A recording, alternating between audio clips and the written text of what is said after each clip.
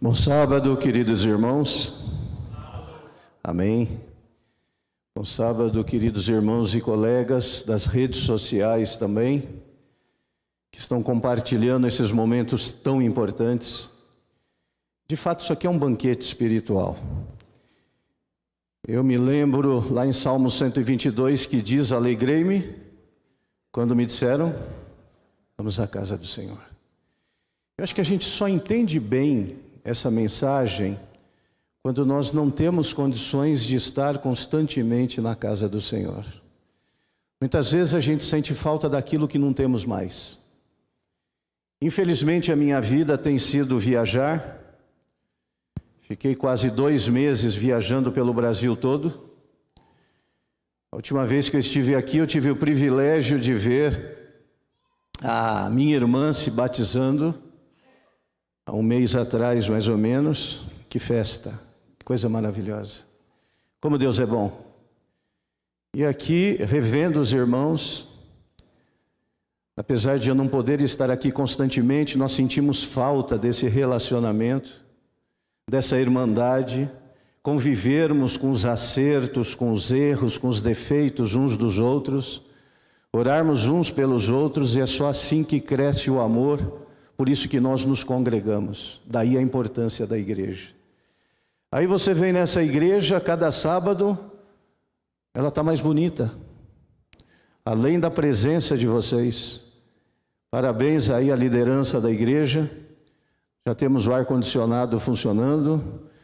Aquele piano acho que não estava lá, já estava? Ah, tem um elevadorzinho, né?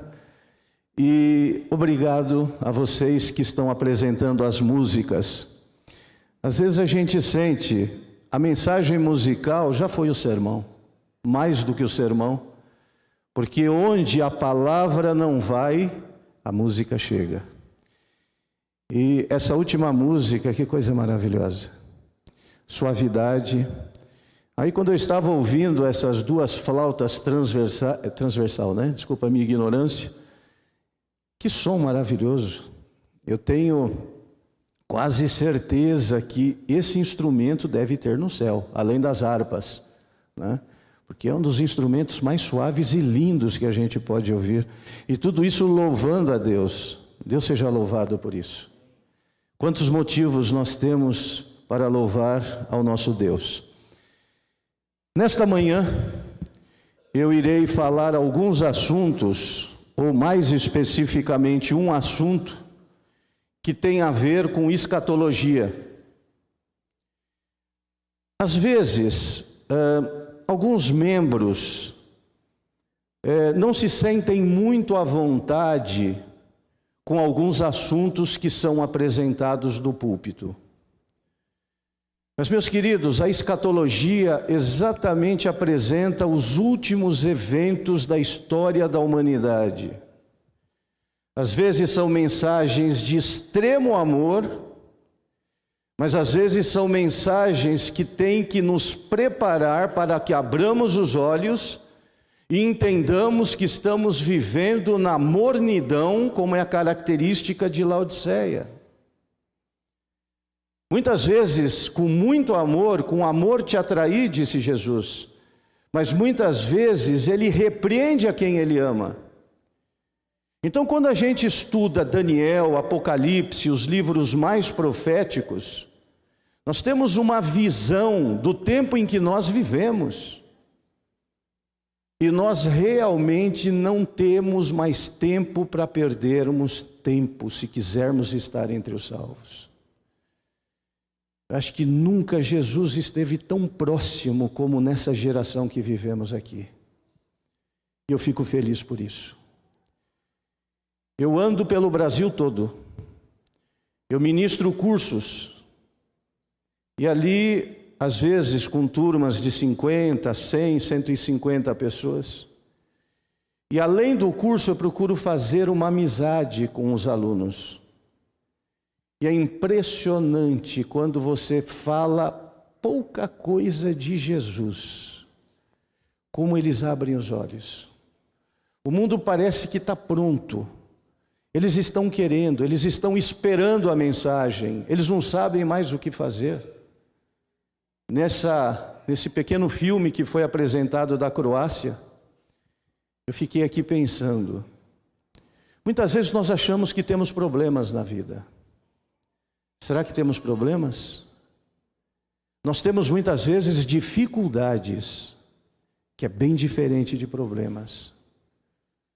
Nessa cidade que foi apresentada, ao mesmo tempo, o auge da pandemia com terremoto, nós vemos tantos irmãos nossos sendo presos na China, única e exclusivamente porque querem ler a palavra de Deus.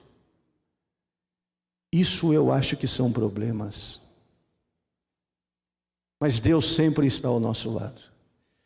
Meus queridos, quando nós estudamos a palavra de Deus, principalmente esse livro do Apocalipse, que é repleto de símbolos, muitas vezes nos assustamos um pouco. Primeiro porque muitos não conseguem entender a simbologia. Segundo, que o inimigo, ele quer que realmente nos afastemos desse livro. E o capítulo 1, versículo 1, já diz o que é esse livro. O que é que diz ali? Revelação? É o livro que revela Jesus. É o livro que mostra a vitória de Jesus e mostra a derrota do inimigo. Por isso que ele não quer que estudemos esse livro. Mostra quais são as armas de Jesus e quais são as armas do inimigo nessa guerra final. Então, quando você vê filmes, quando você vê programas, o Apocalipse dá a entender que são coisas terríveis. Apenas guerras, destruição. De fato, o mundo vai ser destruído. Mas o foco não é isso. O foco é a salvação. O foco é a vitória de Jesus Cristo final. Sobre o inimigo derrotado que já estava profetizado em Gênesis 3, versículo 15. Nesta manhã, nós vamos estudar um pouco sobre Apocalipse capítulo 19. Eu fico encantado com os sermões, mesmo quando eu não estou aqui.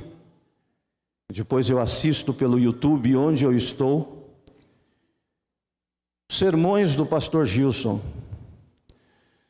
São sermões extremamente diretos pela palavra de Deus. Grande parte deles, temas escatológicos. Minha querida igreja, falar que Jesus é amor, falar que Jesus veio a essa terra, que Jesus aqui viveu, que Jesus fez milagres, que Jesus nos amou tanto que deu a sua vida por todos nós, que Jesus ressuscitou, que Jesus dá a vida a todo aquele que o buscar. Fantástico, esse é o centro do Evangelho. Todas as igrejas pregam basicamente isso também. Mas a nossa igreja tem um diferencial, que a serva do Senhor diz várias vezes: nós temos uma mensagem. Porque as igrejas, de maneira geral, que pregam o amor com muita propriedade, muitas vezes não conseguem pregar o que Jesus faz hoje. O Jesus atual. O Jesus que voltará vitorioso. Então, talvez essa lacuna é que a nossa igreja tem que completar. O Jesus hoje. O Jesus que ressuscitou, voltou ao céu, o Espírito Santo prometido aqui chegou, que atua de coração em coração, mas Jesus continua com uma atividade fantástica no céu. É esse sermão que infelizmente a maioria das igrejas não prega. E essa lacuna, a igreja remanescente tem esse privilégio. Eu peguei aqui rapidamente uma ou duas citações da serva do Senhor.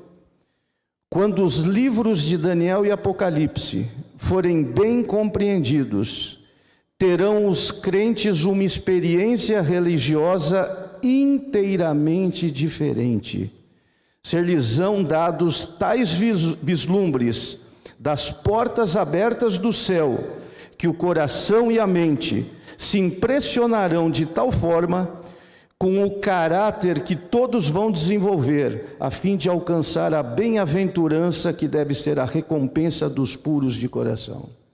Daniel e Apocalipse. O inimigo quer que nós tenhamos uma visão distorcida de Deus. Alguns têm a visão do Jesus só amor.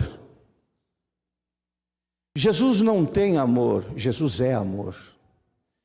Mas muitos têm aquela visão da seguinte forma: faça o que você quiser. Não tem problema o que você está fazendo. Continua do jeito que você é. Jesus vai te salvar de qualquer jeito, porque Ele é amor. Ele deu a vida por você. Então nós vemos esse Jesus meio, sabe, faz o que você quiser, depois eu acerto com você. E tem um outro extremo que querem ver Jesus diferente. É aquele ser com aquele óculos que fica aqui embaixo, olhando para você. Você cometeu um pequeno erro, ele passa por cima que nem um trator. São dois extremos totalmente errados.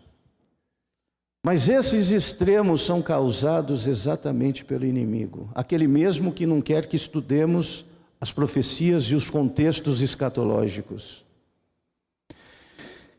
Vamos analisar o livro do Apocalipse, como eu disse, no capítulo 19.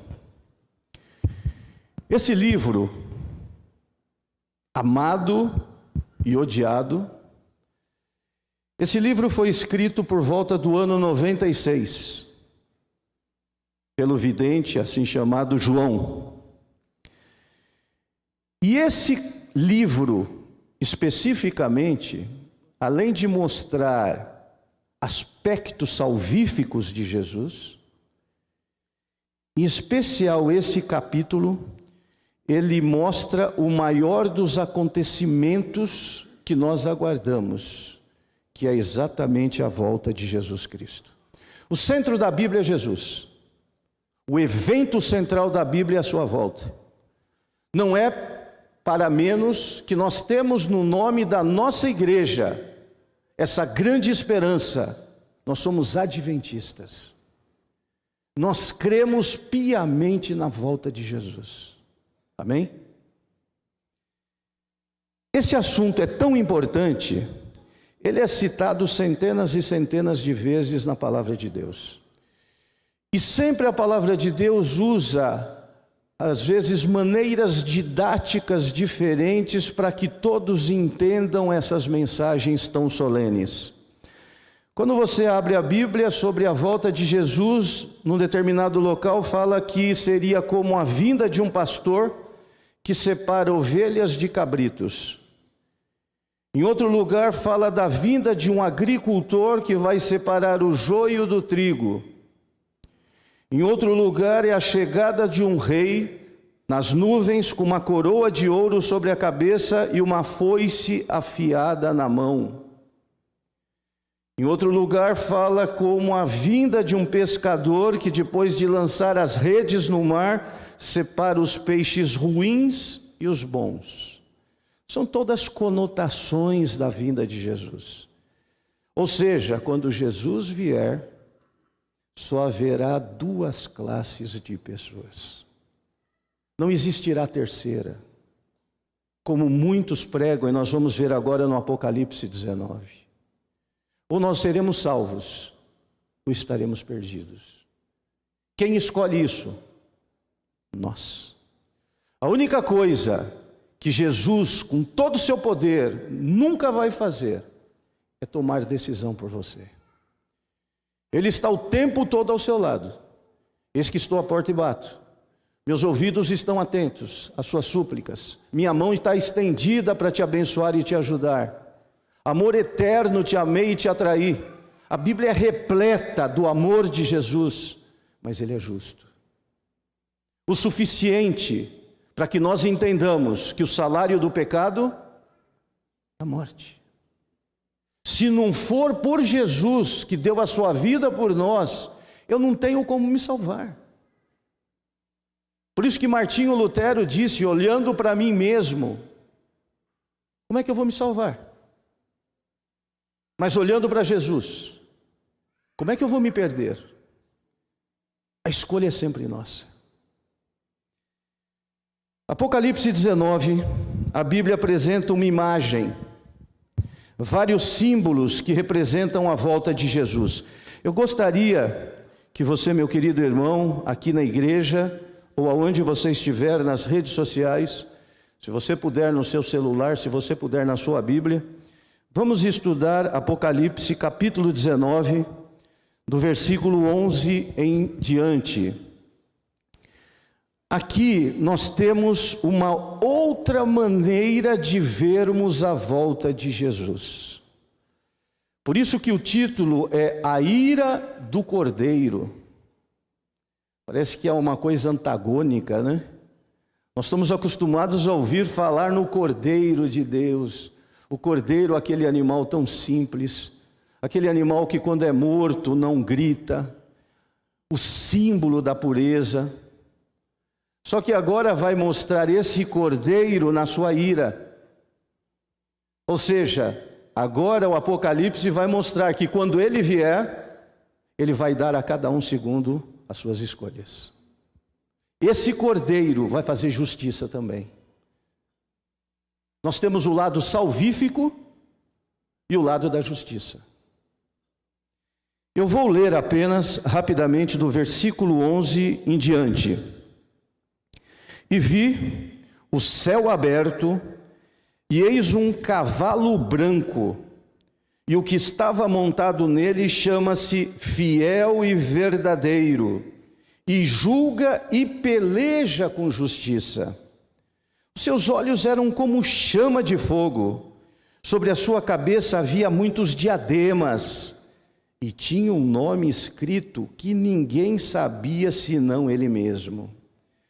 Estava vestido num manto salpicado de sangue, e o nome pelo qual se chama é o Verbo de Deus. Seguiam-nos os exércitos que estão nos céus, em cavalos brancos, vestidos também de linho fino, branco e puro. Da sua boca saía uma espada afiada, para ferir com ela as nações. Ele as regerá com vara de ferro, e ele mesmo é o que pisa o lagar do vinho do furor da ira do Deus Todo-Poderoso. E no manto sobre a sua coxa tem escrito o nome: Rei dos Reis, Senhor dos Senhores. E logo na sequência vai mostrar ele derrotando todos os seus inimigos. Meus queridos, aqui agora nós temos uma visão do Apocalipse, assim como outras que eu acabei de citar, mas agora é uma visão muito específica da volta de Jesus.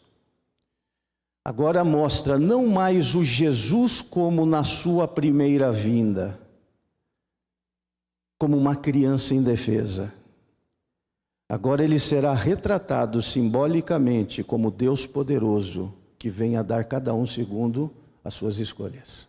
Nós vamos entender, nesse tempo que nos resta, cada um desses símbolos, e vocês vão perceber como não é difícil. Evidentemente que nós veremos que o que eu acabei de ler é eminentemente simbólico. E nós precisamos entender esses símbolos à luz da própria palavra de Deus. Devemos cuidar para não inventarmos maneiras de entendermos de forma subjetiva. Nós temos que saber o que Deus quer que entendamos sobre isso. Que Deus nos ilumine para que isso aconteça pelo seu Espírito Santo. Eu tinha um professor na faculdade que dizia algo que eu jamais esqueci. Quando qualquer um de nós assumirmos esse púlpito, Jesus tem que aparecer. Nós temos que desvelar o véu para que Jesus se revele. Se no final da mensagem quem apareceu foi quem está aqui, foi em vão o que foi pregado. Que Deus seja revelado nesse momento. Muito bem, para entendermos o Apocalipse, existem algumas chaves, pelo menos 3 chaves que abrem os seus significados. Não adianta fazermos como muitos creem, deixa eu abrir onde Deus quer que Ele me revele hoje a sua mensagem, Ele abre em qualquer lugar aqui. O pessoal até brinca, disse que uma vez uma pessoa de muita fé, alguns têm fé de mais, outros fé de menos, né? Essa pessoa acho que tinha fé de menos, porque ela foi fazer isso, abriu, caiu exatamente entre o último livro do Velho Testamento e o Novo, que é uma página em branco. E aí Deus não tem nenhuma mensagem para nos revelar nesta manhã. Mas nós precisamos entender que existem 3 chaves básicas para nós entendermos principalmente as profecias. A primeira, quando eu estiver estudando um capítulo, que eu não tiver uma compreensão muito clara, principalmente quando aparecem símbolos, eu tenho que ver o contexto imediato, continuar estudando, uma leitura cuidadosa do próprio livro no seu conjunto. Muitas vezes, um pouquinho à frente, eu entendo o que está aqui neste momento que não está claro para mim. Normalmente o contexto vai me explicando o que Deus quer se revelar com aqueles símbolos. Segunda chave, Antigo Testamento. O livro do Apocalipse tem por volta de 600 citações do Velho Testamento. Muitas das simbologias que estão no Apocalipse, eu vou entender à luz de Daniel, eu vou entender ali, muitas vezes, nas promessas messiânicas de Isaías. Então dizem que o Apocalipse é uma colcha de retalhos do Velho Testamento.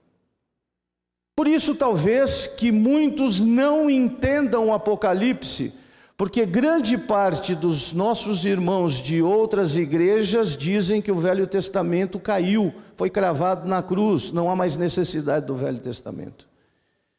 Que engano terrível, nada ali caiu. Muito pelo contrário, o Velho Testamento e o Novo se unem para que entendamos todo o trabalho do nosso Salvador. E a terceira chave, conhecer um pouquinho a cultura judaica, a cultura greco-romana do 1º século, quando João vivia.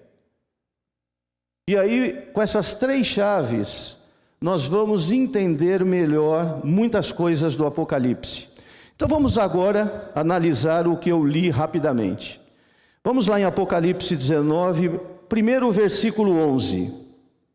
E vi o céu aberto, e eis um cavalo branco, e o que estava montado nele se chamava Fiel e Verdadeiro, e julga e peleja com justiça. Evidentemente que Jesus não virá literalmente montado em um cavalo. Mas por que João usou exatamente essa figura? Vamos usar aquelas 3 chaves que nós citamos agora há pouco. Cavalo. Como era visto o cavalo naquela época de João?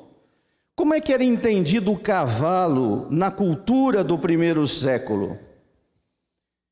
Naquele momento, inclusive quando Jesus esteve na terra, as pessoas, quando se deslocavam de um lugar para o outro, normalmente era em cima de um jumentinho ou em cima de um cavalo, quando não iam a pé. Mas normalmente era o jumento ou o cavalo. O jumento, naquele contexto, naquela época, era símbolo de paz. Quando chegava numa cidade, um político, um militar, um juiz, montado num jumentinho, todos entendiam que a conotação ali simbolizava que ele estava em paz. Não tinha situações de guerra, de peleja. Mas em época de guerra, quando entravam a cavalo, o cavalo naquela época era o símbolo da máquina bíblica da antiguidade, da máquina bélica. Era o símbolo de guerra. Quando então, principalmente um militar, uma pessoa importante entrava a cavalo, entendia-se, tem sangue. Ele veio buscar o exército. Ele está se preparando para a guerra. Então essa era a conotação entre cavalo e jumento. Agora vejam, uma coisa extremamente interessante. Quando Jesus esteve aqui nessa terra, pela primeira vez, ele entrou triunfalmente em Jerusalém, montado em que animal? Jumento. Será que você já parou para pensar nisso? Como é que alguém em sã consciência, nos nossos dias, na nossa cultura, como é que alguém vai entrar triunfalmente em algum lugar de jumento? Ele vai ser motivo de riso. Mas não naquele contexto, naquela época. Jesus estava entrando em paz. Uma semana antes de ele encerrar o seu ministério e ser cravado na cruz, ele entra com um jumento, que era o símbolo da paz, da calma, porque ele estava ali, nessa primeira vinda, estabelecendo o reino do amor, o reino da graça. E como eu disse que o Novo Testamento, o Apocalipse, ele buscou figuras do Velho Testamento, esse é um caso típico.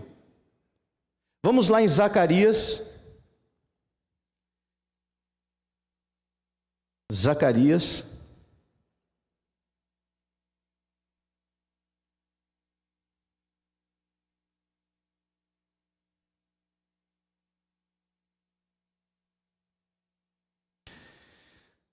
Capítulo 9, versículo 9. O rei humilde de Sião e seu vasto domínio. Alegra-te muito, ó filha de Sião, exulta-te, ó filha de Jerusalém. Eis que vem a ti o teu rei, ele é justo, traz a salvação.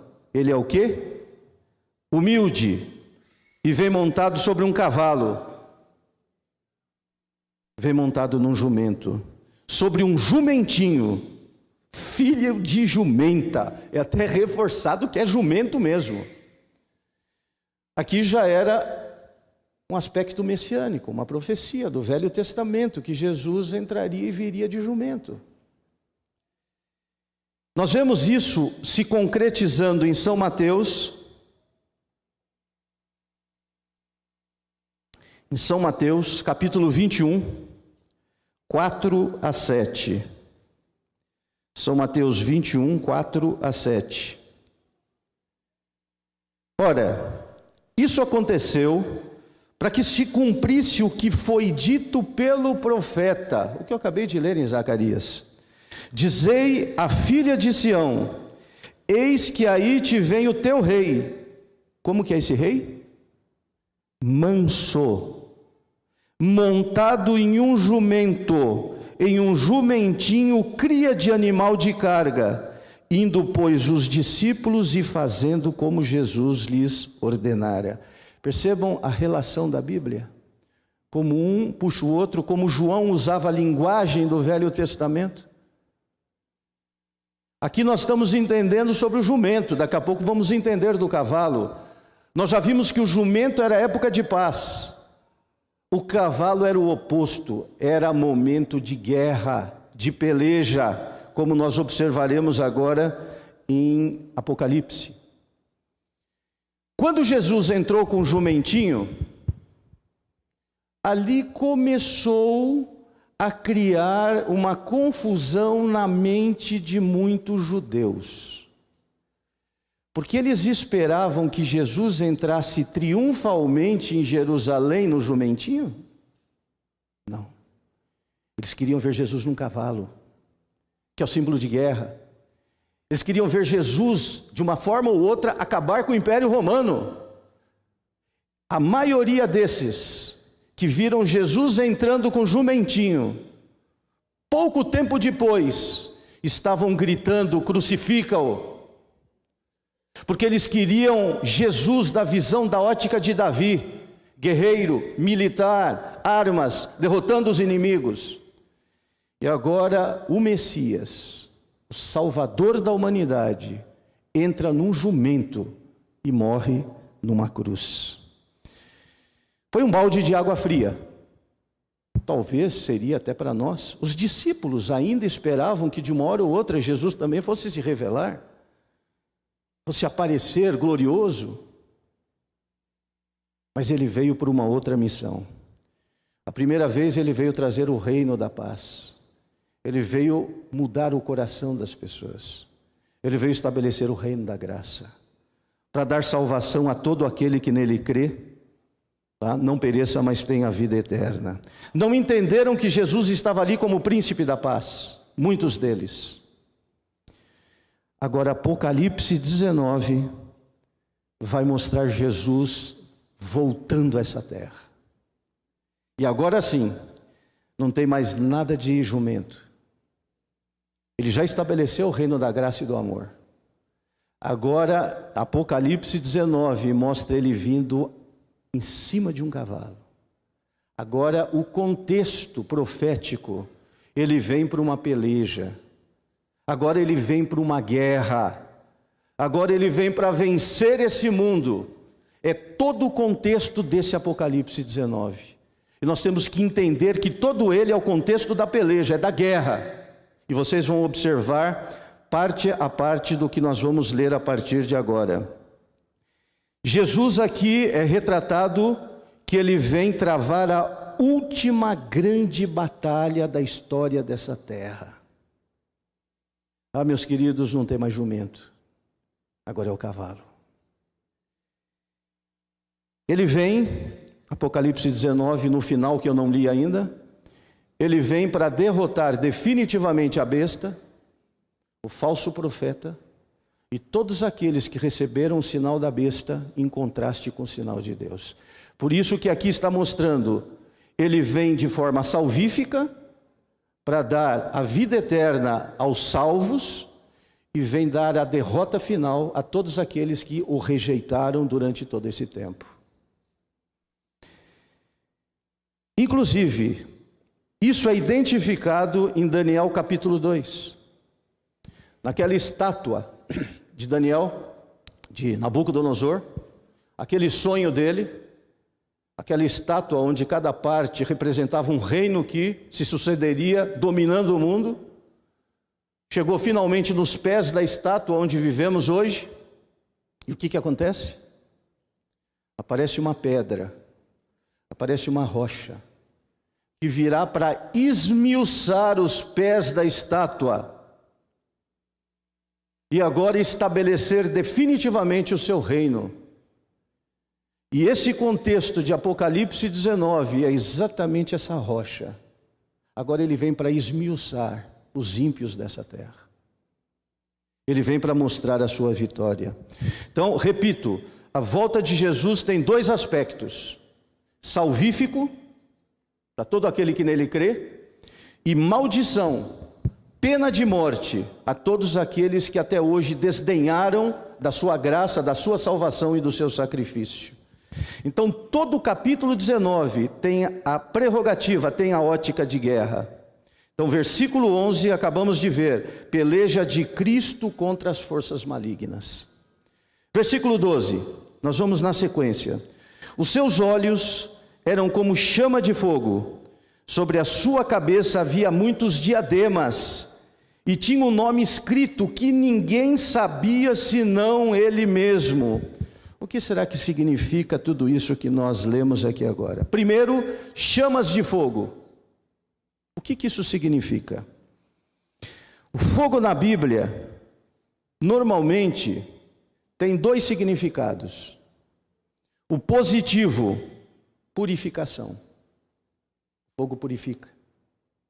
Mas tem o negativo, que é o caso aqui. juízo, ira vindoura, destruição. Essa é a linguagem para os ímpios que nós temos aqui em Apocalipse 19. E como eu disse, parece uma linguagem paradoxal, né? Esse cordeiro de amor, agora sentado num cavalo branco. E agora ele vem destruir todos aqueles que não aceitaram para estabelecer finalmente o seu reino, que é aquela pedra de Daniel capítulo 2. Sua cabeça com muitos diademas. O que será que significa isso? Algumas versões bíblicas dizem na sua cabeça muitas coroas, outros dizem diademas. São duas palavras no contexto grego para a palavra coroa, que é importante entendermos. Um significado de coroa na Bíblia é Stéphanos, e o outro é diademas.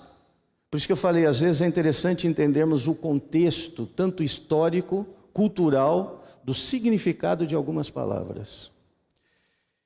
O contexto Stéphanos, ele, no contexto grego, ele é colocado na cabeça de vencedores, de atletas vitoriosos. Inclusive nas Olimpíadas, aqueles louros, né, seria a vitória, venceu a corrida. Isso é o Stéphanos. Já o diademas simboliza realeza, vitória total. Quando Jesus veio a primeira vez, que ele morreu, ressuscitou e venceu a morte, ele voltou ao céu e ele foi coroado. E ali ele ficou ao lado direito do Pai, do trono do Pai, sendo adorado pelos anjos, e ali ele foi coroado Stéphanos. Ali mostrou que ele é vitorioso, ele venceu a carreira dele aqui nessa terra. Só que agora, quando ele vier a segunda vez, ele não vem com Stéphanos, ele vem com diademas. Ele vem como rei vitorioso, finalmente vai vencer o inimigo e o pecado desse mundo. Então agora vai ser diademas. E disse que tinha muitos diademas. Por que muitos diademas? Era um costume daquela época, quando um rei dominava um outro reino, ele pegava a coroa do rei vencido e colocava em cima da sua própria coroa. Aí ele vencia um outro rei, ele pegava a coroa e colocava em cima também. Então ele colocava todas as coroas que ele havia vencido outros reinos. Por isso que aqui diz que Jesus terá vários diademas, porque ele vem e vai destronar todos os reinos ímpios desse mundo. Que coisa maravilhosa. É símbolo de vitória o tempo todo nessa linguagem de Apocalipse. E aqui diz que ele tem um nome que ninguém sabe do que se trata. Um nome que só ele sabe, que eu acabei de ler. Naquela época, o nome não é só o que nós conhecemos hoje, ô João, ô Maria. O nome era muito mais profundo, significava o caráter da pessoa. Muitas vezes.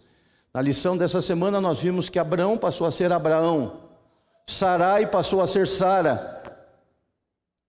Da mesma forma, quando Jesus vier, montado num cavalo branco, com diademas, ele terá um nome que nós não sabemos qual é.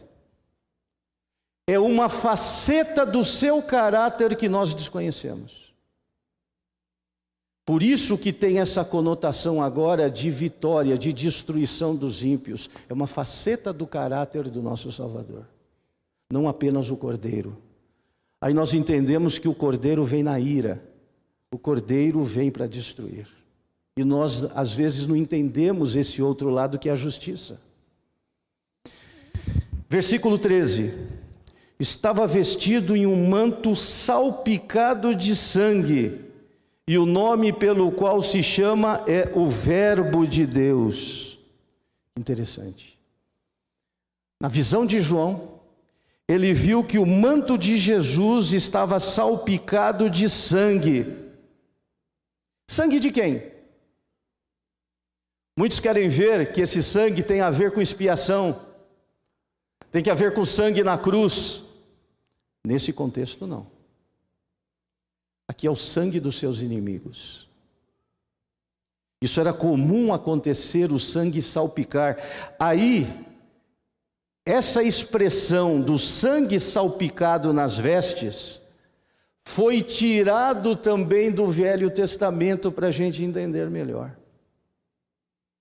Vamos abrir a nossa Bíblia em Isaías 63. Dessa forma é que entendemos a palavra de Deus.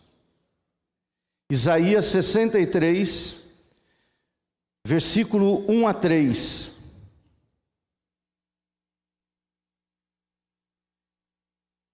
Isaías 63, 1 a 3. Nós vamos ver que lá em Apocalipse, João pegou emprestado essa figura de Isaías, sobre as vestes salpicadas.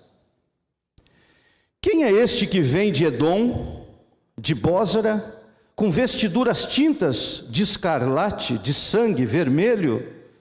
Este que é glorioso no seu traje, que marcha na plenitude da sua força? Sou eu que falo em justiça, poderoso para salvar.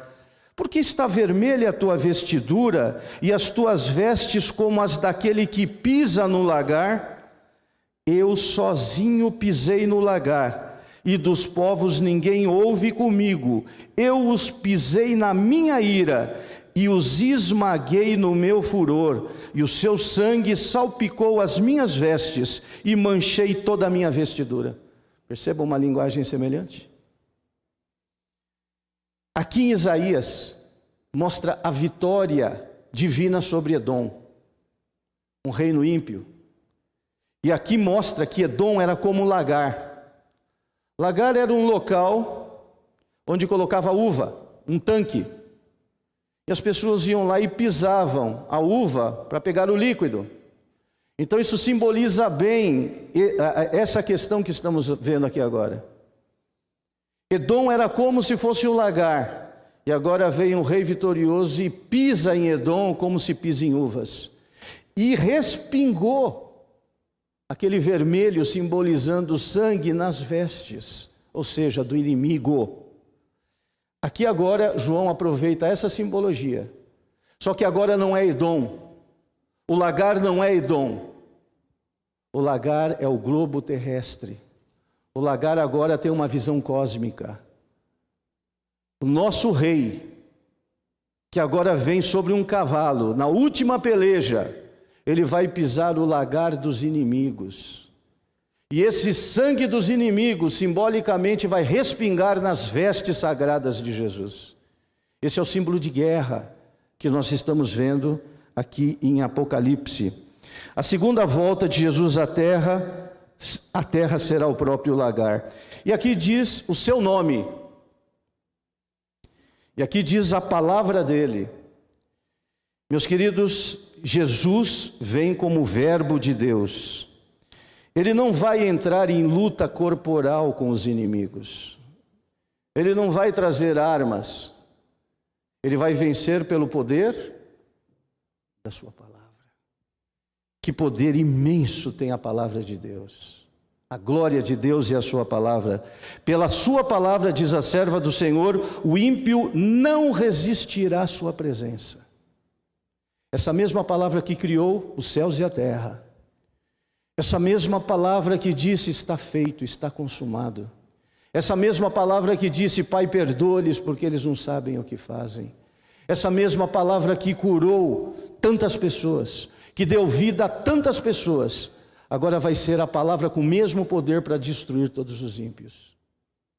Amor e justiça. Versículo 14, dentro ainda do contexto de guerra. Voltemos lá em Apocalipse 19. Já vamos encerrar. Versículo 14. Seguiam-no os exércitos que estão no céu, em cavalos brancos, vestidos de linho fino, branco e puro.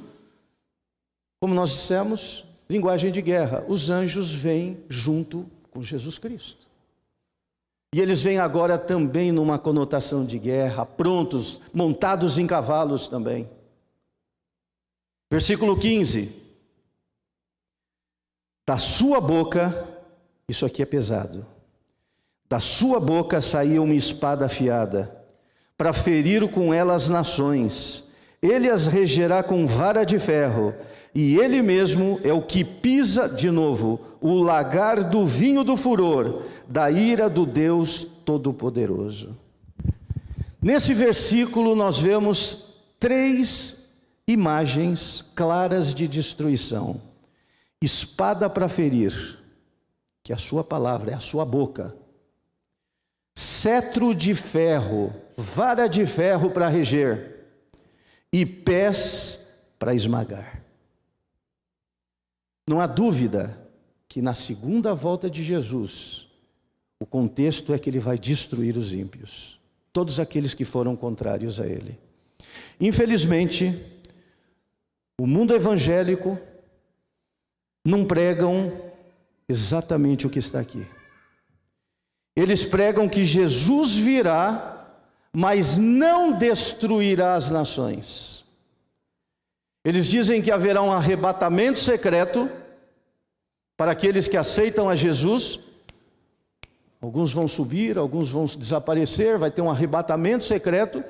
E aqueles que não estiverem preparados, na volta de Jesus, ele vai dar uma segunda oportunidade. Meus queridos, lugar nenhum da Bíblia diz que na volta de Jesus haverá segunda oportunidade. Por isso que o apóstolo Paulo, eu vou ler no final, deixa claro, o dia da sua salvação é quando? É hoje. Se hoje ouvirdes a sua voz, não endureçais o seu coração. É por isso que nós temos que estudar a palavra de Deus, a sua profecia, e toda a linguagem que estamos lendo não é de segunda chance, é de destruição ou de salvação. O que nós lemos aqui, espada para ferir, cetro de ferro para despedaçar, pés para esmagar, quer dizer ferir, despedaçar e esmagar. Mas meus irmãos, minha querida igreja, pela graça de Deus, nós não seremos alvo disso tudo aqui. Aqui, onde eu já passei, tem uma outra expressão que nós vamos entender melhor. O versículo 16. No manto sobre a sua coxa tem escrito o nome, Rei dos Reis, Senhor dos Senhores. O que isso quer dizer? Naquela época de João, os militares colocavam uma faixa na sua coxa. Ali tinha a patente do militar. Quando ele estava montado num cavalo, como estava na coxa, todos viam a patente do militar. Por isso que diz, Jesus vem sobre um cavalo, e na sua coxa, Rei dos Reis, Senhor dos Senhores. Essa é a patente dele, ele é o nosso Salvador. E o versículo 17, e agora encerrando, e vi um anjo em pé no sol, e clamou com grande voz, dizendo a todas as aves que voavam pelo meio do céu: vinde, ajuntai-vos para a grande ceia de Deus. Quantos querem estar nessa ceia? Eu não quero. O contexto daqui é o quê? Destruição. Aqui esse anjo está chamando as aves do céu para comer os corpos daqueles que serão destruídos. Todos os corpos estarão ao céu aberto. Mas eu entendi, eu fiz a propósito. É que nós devemos entender sempre o contexto do livro. Aqui é só guerra. É para destruir e acabar com toda a impiedade desse mundo que ninguém aguenta mais. Sabe onde é que é a nossa ceia? É no mesmo capítulo, no versículo 7. Regozijemo-nos e exultemos, e demos-lhe glória, porque são chegadas as bodas do Cordeiro, e já sua noiva se preparou. Essa é o que deve ser a nossa. A festa, a boda do Cordeiro. Essa é para os salvos. A ceia dos ímpios é o que acabamos de ler. Quando os abutres se fartarão, linguagem simbólica. Mas para que nós possamos entender essa peleja, o anjo chama as aves, mas ainda a guerra não foi travada. Agora sim, versículo 19: e vi a besta, e os reis da terra, e os seus exércitos reunidos, para fazerem guerra àquele que estava montado no cavalo e ao seu exército. A que ponto chega o pecado? Às vezes nós não entendemos, ou não estudamos. Eles vão ainda pelejar contra Jesus, vindo como Rei glorioso. Mas Jesus resolve isso de forma tão fácil. Ele deu tantas chances. Como é que ele resolve? Versículo 20: e a besta foi presa, e com ela o falso profeta, que fizera diante dela os sinais com que enganou tantas pessoas. Aqueles que receberam o seu sinal da besta, e os que adoraram a sua imagem, esses dois foram lançados vivos no lago de fogo, que arde com enxofre. E os demais mortos ficaram espalhados por toda a terra. Por isso que teve a ceia das aves de rapina. Essa é a linguagem de Apocalipse 19. Meus queridos, isso não é para assustar. Isso é muito pelo contrário, para nos dar a certeza da vitória do nosso Deus.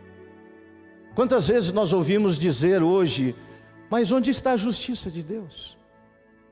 Os ímpios prosperam, os ímpios crescem, os ímpios mentem, os ímpios matam. Davi tinha essa preocupação quando o próprio Deus disse: calma, Davi, esse problema não é seu. A questão da justiça é minha, no tempo certo. E é exatamente o contexto desse capítulo que nós acabamos de estudar. Vai chegar esse dia, e esse dia está próximo. Ah, meus queridos, não há segunda chance na volta de Jesus Cristo. A chance é hoje, segundo Coríntios 6, versículo 2. Aceite Jesus hoje. Tenha Ele como seu Salvador hoje, que Ele virá no contexto salvífico para você. Por isso que a Bíblia é sempre muito clara: Jesus voltará. E só haverá duas classes de pessoas. Graças a Deus nós somos adventistas, porque nós cremos no advento de Jesus. Mas apenas crer no advento de Jesus, infelizmente, não vai nos salvar. Nós temos que viver a palavra de Jesus. Nós temos que nos entregar a Jesus. Nós precisamos suplicar pela graça dele que estejamos entre os salvos. Quando Jesus vier, de que lado estaremos? Foi por isso que eu fiz questão de estudar hoje Apocalipse 19. Para que nós entendamos que ele vem agora num cavalo, não mais num jumento. Que ele vem dar a vitória a quem está com ele. Mas ele vem destruir finalmente toda a impiedade desse mundo. Naquele dia, repito, só duas classes de pessoas.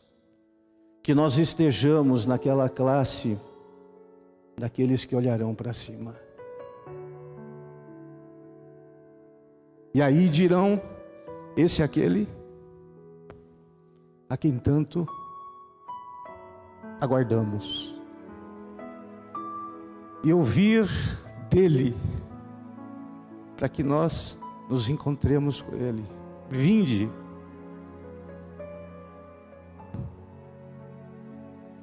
Benditos do meu Pai. Que Deus nos ajude a entendermos que o nosso Deus vem como vitorioso agora. Vem para nos dar o galardão e vem para finalmente acabar com a impiedade desse mundo.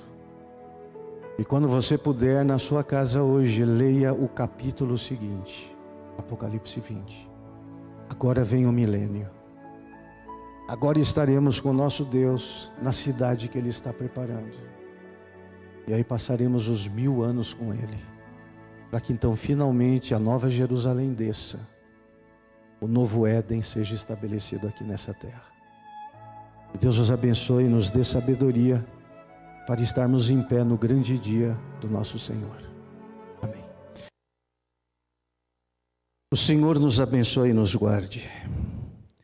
O Senhor faça resplandecer o seu rosto sobre nós. O Senhor tenha misericórdia de nós. O Senhor levante sobre nós o seu rosto e nos dê a paz. Amém. Feliz sábado a todos.